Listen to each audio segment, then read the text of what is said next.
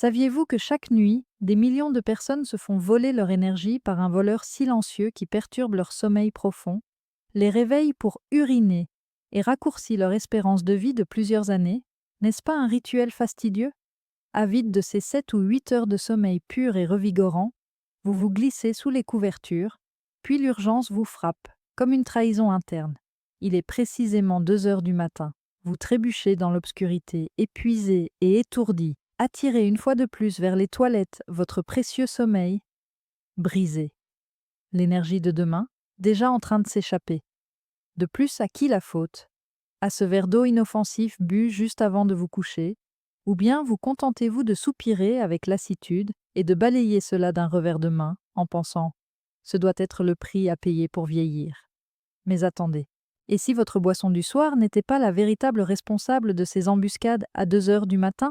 Et si c'était plutôt la lutte secrète de votre corps contre les fluctuations de température et la force de gravité pendant ces heures précaires où vous êtes allongé sur le dos? Votre vessie? Ce n'est qu'un signe avant-coureur. Les changements secrets de fluide et les instincts de survie innés sont les véritables saboteurs, poussant vos reins à fonctionner à plein régime juste au moment où vous avez besoin de calme. Pendant la nuit, ces forces invisibles s'infiltrent dans votre système, transformant la relaxation en champ de bataille. Quels sont les enjeux? Ils sont extrêmement élevés. En plus de vous laisser groggy, un sommeil perturbé détruit votre humeur, altère votre capacité à vous concentrer et sape votre joie de vivre. Près des 2 tiers des personnes de plus de 40 ans souffrent de troubles du sommeil dus à des mictions fréquentes au milieu de la nuit ou nicturie, ce qui augmente leur risque de chute, de fracture et même de mortalité précoce, selon Harvard Health. Mais voici ce qui change la donne. Vous pouvez vous défendre. Ce soir, nous allons vous dévoiler les 7 habitudes révolutionnaires de ce guide pour surmonter définitivement ces troubles. Afin de créer du suspense pour la puissance ultime, la manœuvre défiant la gravité qui pourrait rapidement réduire de moitié vos réveils, nous allons les compter à rebours de 7 à 1. Ce n'est pas du n'importe quoi. L'Institut national sur le vieillissement, Harvard et la clinique Mayo ont tous fourni des preuves scientifiques. Tapez oui dans la section commentaires dès maintenant si vous êtes épuisé et prêt à profiter de nuits ininterrompues. Ce mouvement vers un sommeil plus profond est alimenté par votre affirmation et pour rester en contact, veuillez indiquer votre pays ou votre ville ci-dessous. D'où regardez-vous? Bon, attachez votre ceinture. Une habitude à la fois, éliminons ces comportements qui vous privent de sommeil. La 7e habitude consiste à réduire la consommation de sel qui envahit votre corps après la tombée de la nuit. Vous pensez que votre dîner est innocent? Détrompez-vous. Votre corps pourrait être gonflé comme un ballon d'eau à cause de cette pincée de sel supplémentaire, vous obligeant à vous lever au milieu de la nuit. Statistique surprenante, selon une étude de Harvard, réduire la consommation de sel de seulement 30% a permis de réduire jusqu'à 25% les visites aux toilettes pendant la nuit des participants, améliorant ainsi la qualité du sommeil et diminuant la fréquence des mictions nocturnes. Pourquoi? Vos reins se mettent en sur-régime et commencent à rejeter de l'urine comme un robinet défectueux, car le sel accumule du liquide dans vos tissus, augmentant ainsi le volume sanguin pendant la nuit. Prenons l'exemple de Walter, un mécanicien de 65 ans à la retraite vivant à Chicago. Bien qu'il aimait manger des steaks et des frites salées, il se réveillait 3 fois par nuit avec une vessie qui le faisait souffrir. Après quelques jours de fatigue, il est devenu extrêmement irritable et a perdu sa concentration. D'après un scanner, ses chevilles étaient enflées par la rétention d'eau, un cas classique de surcharge en sel. Cependant, après avoir renoncé à la salière, son énergie a grimpé en flèche lorsque ses réveils ont cessé. Le National Institute on Aging, Institut national sur le vieillissement, fait écho à cette constatation. Plus de 50% des personnes âgées qui consomment des aliments riches en sodium souffrent d'une aggravation de la nicturie, qui est liée à un risque accru de fractures dues à des chutes dues à la somnolence. Votre plan d'action pour demain: évitez de consommer plus de 2300 mg de sodium par jour. Remplacez les snacks industriels par des herbes fraîches, telles que l'ail ou le romarin. Rincez les haricots en conserve au dîner pour réduire la quantité de sel de 40%. Commencez modestement. Surveillez un seul repas. Remarquez-vous une différence? Laissez un commentaire ci-dessous avec votre prise de conscience sur le sodium. La sixième habitude consiste à faire plus d'exercices pendant la journée pour brûler l'énergie qui a été stockée. Vous restez assis toute la journée comme une statue? C'est votre passeport pour des inondations nocturnes et des jambes enflées. La vérité effrayante, et c'est la suivante. Selon la clinique Mayo, 40% des cas de nicturie sont causés par l'inactivité physique, car les fluides stagnants s'accumulent dans le bas du corps avant de reprendre leur cours lorsque vous vous allongez. Si vos veines étaient des tuyaux rouillés, la pression s'accumulerait et vos reins seraient mis à rude épreuve. Sylvia, une enseignante à la retraite de 72 ans originaire de Seattle, tricotait tout en restant collée à sa chaise. Le soir, une série de visites aux toilettes lui laissait l'esprit aussi embrumé que la brume matinale et les articulations douloureuses comme des charnières grinçantes. Cependant, une simple routine de marche a fait toute la différence. Son sommeil s'est approfondi, l'œdème a disparu et les fluides ont circulé. Selon les études Blue Zones menées dans des régions où la longévité est élevée, comme Okinawa, la pratique quotidienne d'une activité physique naturelle, comme le jardinage, est associée à une réduction de 20% des troubles du sommeil. Cela favorise des habitudes de sommeil qui permettent au corps de se reposer complètement sans avoir recours à des médicaments. Plan d'action. Préparez-vous à une marche vigoureuse de 30 minutes en milieu d'après-midi. Étirez plutôt vos mollets avec du yoga sur chaise. Intégrez-le. Garez-vous plus loin et empruntez les escaliers. Si cela vous fait réfléchir, tapez Move. Demain est un nouveau départ pour vous. La cinquième habitude consiste à briser l'illusion des 3 heures de liquide avant qu'elle n'étouffe vos rêves. Vous évitez de boire avant de vous coucher, mais ce thé le soir, ce bombardier est furtif.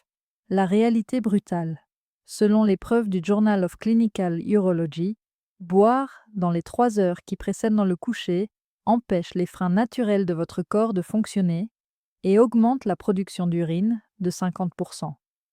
Une gorgée à 21 heures peut se transformer en torrent à 1 heure du matin en raison de l'absorption progressive des liquides par vos reins, ces filtres industrieux, qui peut prendre jusqu'à 180 minutes. Votre héros antidiurétique, l'ADH, est là. Afin d'économiser l'eau, il augmente pendant la nuit, mais les liquides tardifs le diminuent, ce qui provoque une surcharge des reins. Harvard l'affirme. 65% des personnes de plus de 40 ans souffrent de nicturie, ce qui augmente le risque de dépression. Voici Maria, une artiste dynamique de Miami âgée de 67 ans. Ses nuits étaient d'insomnie et étaient gâchées par sa consommation de tisane. Elle se réveillait 2 fois.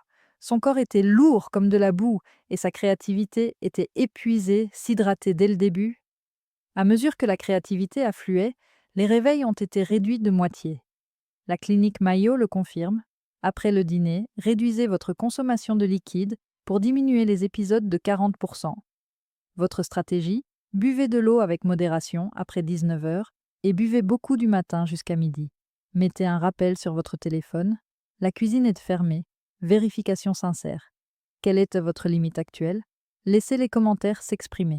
La quatrième habitude consiste à éviter l'embuscade diurétique qui vous attend dans votre assiette. Le moment idéal pour s'hydrater. Êtes-vous encore debout? Les assassins cachés de votre dîner sont à blâmer, une révélation. Selon la clinique Mayo, les diurétiques présents dans les aliments sains, comme le céleri ou les asperges, augmentent la production d'urine de 30% et provoquent une irritation de la vessie semblable à celle causée par du papier de verre. Manger des repas copieux avant de se coucher provoque un afflux d'eau métabolique dans le sang, que les reins filtrent ensuite pendant votre sommeil. Ajoutez-y des épices, révolte de la vessie. Encore une fois, Walter. À 20 heures, ses sautés épicés l'ont réveillé 4 fois, le laissant épuisé. Il a changé son repas du soir pour le déjeuner. Les nuits sont redevenues calmes. Selon l'Institut national sur le vieillissement, cela entraîne une augmentation de 25% de la mortalité chez les patients chroniques. Connaissance des zones bleues, des repas légers le soir et un passage précoce aux légumes favorisent un sommeil plus profond. Action. À 19 heures, terminez les repas copieux. Les concombres et les courgettes sont des diurétiques pour le déjeuner. Le dîner sera composé de carottes et de brocolis cuits à la vapeur. Testez-le. Surveillez le soulagement après une semaine. Troisième habitude, Apprenez à vider votre vessie en perfectionnant le rituel du double vidage. Vous urinez à la hâte avant de vous coucher? Vous laissez des résidus derrière vous. La dure réalité est que selon les experts en urologie, se précipiter ne permet d'éliminer que 80 à 90% des résidus. La vessie se remplit rapidement comme une bombe à retardement. Étant un sac flexible, votre vessie nécessite de la patience. L'histoire de Sylvia, sa confiance était minée par ses réveils toutes les heures pour aller aux toilettes, vapoter 2 fois, encore 1 heure de bonheur. Selon Harvard, cela réduit le vol de sommeil causé par la nicturie. Plan. Asseyez-vous et détendez votre bassin, urinez, attendez 30 à 60 secondes, respirez profondément, penchez-vous en avant et répétez. Reposez-vous sans interruption pendant 2 minutes. Deuxième habitude, créez la tranquillité idéale dans votre havre de sommeil pour calmer le chaos rénal. Trop chaud ou trop froid? Catastrophe. Ce fait effrayant explique pourquoi la miction après la natation est si intense. Le froid provoque une diurèse qui contracte les vaisseaux et provoque une augmentation de l'urine. La chaleur? L'ADH vacille, vous réveillant avec une vessie à moitié pleine. La misère moite et interrompue de Maria était exacerbée par sa chambre chaude, refroidissement à 18 degrés Celsius.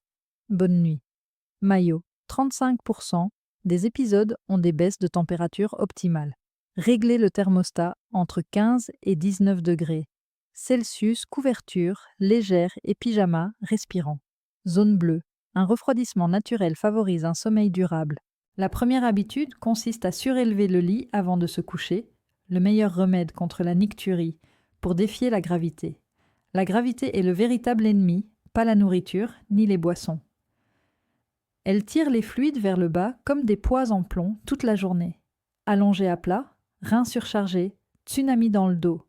Incroyable. Une étude publiée dans le Journal of the American Geriatric Society, l'élévation réduit considérablement l'état de veille, l'heure de repos des jambes avant le coucher de Walter, vitalité retrouvée, nombre de déplacements réduits de moitié, Institut national.